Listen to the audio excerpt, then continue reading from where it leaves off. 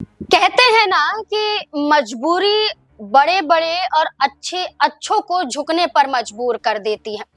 मजबूरी एक ऐसी चीज है जिसके आगे आप बेबस हो जाते हैं और राजनीति में इससे अच्छा उदाहरण तो आप देख ही नहीं सकते हैं कि मजबूरी में किसी पार्टी का दामन थामा जाता है तो किसी पार्टी का साथ छोड़ा भी जाता है, किसी पद को त्यागा भी जाता है तो किसी को किसी पद पर पहुंचाया भी जाता है। ये राजनीति का गुण है, ये राजनीति की सीख है कि अगर आपको राजनीति में आना है तो हर स्वाद को चखना होगा और इस मजबूरी के स्वाद को कई राजनीतिक पार्टियां और कई बड़े राजनीतिक चेहरे चख चुके हैं और एक और मजबूरी एक और राजनेता के लिए नजर आ रही है कि क्या वो भी अब मजबूरी के तहत वो स्वाद चखने के लिए तैयार हो सकता है जिसके लिए वो बिल्कुल भी राजी नहीं था। दरअसल हम जिस चेहरे की बात कर रहे हैं वो चेहरा आरएलडी प्रमुख जयंत चौधरी का है। जयंत चौधरी भारतीय जनता पार्टी के साथ 2024 के लोकसभा चुनाव से पहले आ तो जाते हैं।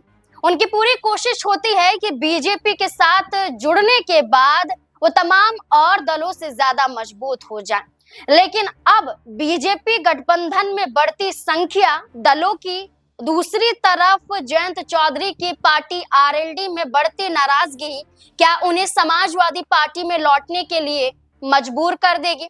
क्या अखिलेश यादव के साथ फिर से जयंत चौधरी को मजबूरन ही सही आना पड़ेगा? दरअसल इसके पीछे की और भी कई बड़ी वजह हैं जिन पर हम चर्चा करेंगे और चर्चा करने के लिए सबसे बड़ा चेहरा रामाशीष राय है जो प्रदेश अध्यक्ष थे उत्तर प्रदेश के, लेकिन आरएलडी के यही प्रदेश अध्यक्ष रामाशीष राय पद को त्याग देते हैं, पार्टी को छोड़ देते हैं। आरोप लगाते हैं कि पार्टी से बड़ा देश है और लोकतंत्र को बचाना ही हर राजनेता का काम है और खुद इस पद को त्यागते हुए वो जयंत चौधरी को अपना इस्तीफा भी सौंप देते हैं। लेकिन इसके बाद आनन फानन में कुछ ही घंटों में जयंत चौधरी प्रदेश अध्यक्ष ऐश्वर्या राज सिंह को बनाते हैं। ये माना गया कि जयंत चौधरी बिल्कुल ये नहीं चाहते हैं कि एक ने साथ छोड़ा तो वो हाथ पे हाथ धर कर बैठ जाए। उन्होंने पूरी कोशिश की कि 27 का चुनाव नजदीक है और 27 का चुनाव नजदीक है, ऐसे में ऐसे फैसले जल्द लेने पड़ेंगे, इसलिए आनन फानन में उन्होंने ऐश्वर्या राज सिंह को प्रदेश अध्यक्ष उत्तर प्रदेश का तो बना दिया। लेकिन एक बार फिर एक बड़ा इस्तीफा होता है और जयंत चौधरी की पार्टी का साथ छोड़ा जाता है और इसी आधार पर माना जा रहा है कि जयंत चौधरी की पार्टी बिखर रही, समेट नहीं पा रहे हैं जयंत चौधरी, क्योंकि एक जाता है, एक को पद दिया जाता है, दूसरा जाता है, फिर तीसरे को पद दिया जाता है, चौथा जाता है तो फिर पांचवे को जिम्मेदारी देती है। आखिरकार जयंत चौधरी ये कब तक करते रहेंगे? कोई तो जिम्मेदारी लेंगे ताकि पार्टी में नाराजगी कम हो सके, ताकि पार्टी में विश्वास बढ़ सके, ताकि पार्टी के लोग पार्टी को छोड़ने पर मजबूर ना हो बल्कि मजबूर हो कि कैसे विपक्ष को कमजोर किया जा सके, कैसे अन्य दलों को कमजोर किया जा सके। लेकिन ऐसा नहीं होता है। अब देखिए, रामाशीष राय से पहले कई बड़े दिग्गज चेहरों ने जयंत चौधरी की पार्टी का साथ छोड़ा, लेकिन हाल फिलहाल में एक और बड़ा चेहरा है जो जयंत चौधरी का साथ छोड़ता हुआ नजर आया, रालोद को अलविदा कहता हुआ नजर आया। लेकिन इस बार इस चेहरे ने न सिर्फ पार्टी छोड़ी बल्कि समाजवादी पार्टी का दामन भी थामा और समाजवादी पार्टी के मुखिया अखिलेश यादव के साथ भी नजर आए, जिसके बाद माना जा रहा है कि जब रूठों को नहीं संभाल पाएंगे जयंत चौधरी तो क्या बिहार के नीतीश कुमार जैसा हाल हो जाएगा? नीतीश कुमार की पार्टी में भी तो असमंजस है, बार बार नीतीश कुमार को लाने की चर्चा हो रही है और बीजेपी है कि सम्राट चौधरी को आगे कर देती है। वहीं मध्य प्रदेश में मोहन सिंह यादव पर सवाल खड़े हो रहे हैं। यहाँ तो हम मुख्यमंत्री की बात कर रहे हैं, उदाहरण तो कई पेश हो सकते हैं। अब क्या हुआ है वो बता देते हैं। हुआ है कि जयंत चौधरी की पार्टी से जो प्रदेश महासचिव हैं मुकेश सहनी, वो पार्टी से इस्तीफा सौंप देते हैं और वो थाना भवन विधानसभा से आते हैं और बड़ी मजबूत भूमिका उन्होंने थाना भवन विधानसभा क्षेत्र में निभाई है।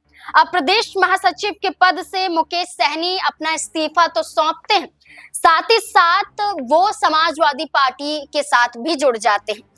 जब वो इस्तीफा सौंप रहे थे अपने पद से और पार्टी की सदस्यता से, तो उन्होंने खुलकर कहा कि मैं ऐसा नहीं है कि अभी आरएलडी से जुड़ा हुआ नेता, मैं चौधरी अजीत सिंह के साथ का नेता हूं।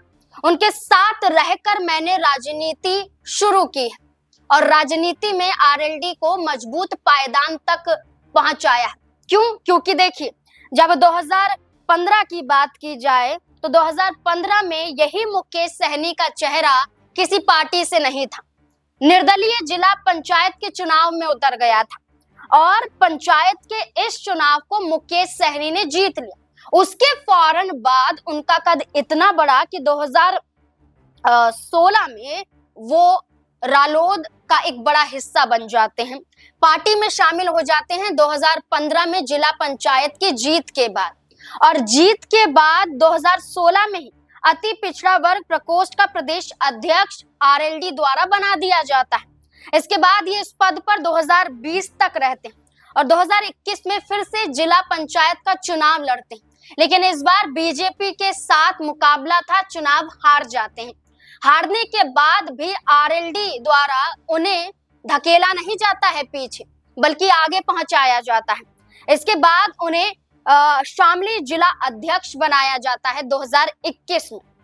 और 2022 में जब विधानसभा का चुनाव हुआ उत्तर प्रदेश में, तो शामली में बड़ी भूमिका यहाँ मुकेश सहनी ने निभाई। मुकेश सहनी ने शामली में जो 3 विधानसभा हैं, शामली, कैराना, थाना भवन, इनमें एक मजबूत भूमिका अदा की और जयंत चौधरी की पार्टी को मजबूत किया जब समाजवादी पार्टी के साथ थे, और बहुत बड़ा फैक्टर साबित हुआ था, जीत हासिल हुई थी। लेकिन वही चेहरा आज मुकेश सहनी का जयंत चौधरी के साथ नहीं है। वो ये तक आरोप लगाते हैं कि पार्टी में उन्हें दरकिनार किया जा रहा है, उनका अपमान किया जा रहा है। वो अभी से कोशिश कर रहे थे कि क्या थाना भवन से उन्हें टिकट मिलेगा विधानसभा के चुनाव में, लेकिन कोई भी सकारात्मक यहाँ पर रुझान नहीं आ रहे थे, यानी कि कहें कि कोई बयानबाजी नहीं हो रही थी। जयंत चौधरी यहाँ पर सक्रियता नहीं दिखा रहे थे या कहीं तवज्जो नहीं दे रहे थे किसी बात की मुकेश सहनी की। इससे नाराज होकर उन्होंने साथ छोड़ दिया और अखिलेश यादव से मुलाकात करते हुए नजर आए।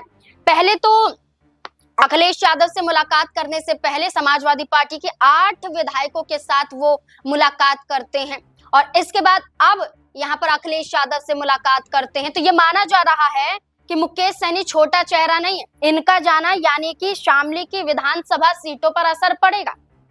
और ये माना जा रहा है कि जयंत चौधरी को फैसला लेना पड़ेगा आर या पार का। भारतीय जनता पार्टी की बात करें तो इसमें जेडीयू है, इसमें एलजेपी-आर है, इसमें सुभाषपा है, इसमें निषाद पार्टी है, इसमें अपना दल सोनेलाल है, इसमें खुद भारतीय जनता पार्टी है और छोटे मोटे दल भी जुड़ेंगे। तो एक बड़ी गठबंधन की पार्टी यहाँ पर नजर आती है, जिसमें जयंत चौधरी को मन मुताबिक सीटें मिलना थोड़ा मुश्किल नजर आ सकता है, क्योंकि सपा ने तो 33 सीटें दी थी विधानसभा चुनाव में 22 के और 8 सीटों पर जीत हासिल किया था जयंत चौधरी ने। लेकिन इस 27 के चुनाव में माना जा रहा है कि जयंत चौधरी को हो सकता है कि भारतीय जनता पार्टी उतनी सीटें ना दे। ये माना जा रहा है कि हो सकता है कि सिर्फ और सिर्फ 9 से 10 सीटों पर सिमटाया जाए। तो ये भी एक तो नुकसान है जयंत चौधरी का, इनका तो अपमान बीजेपी में हो रहा समाजवादी पार्टी के मुकाबले।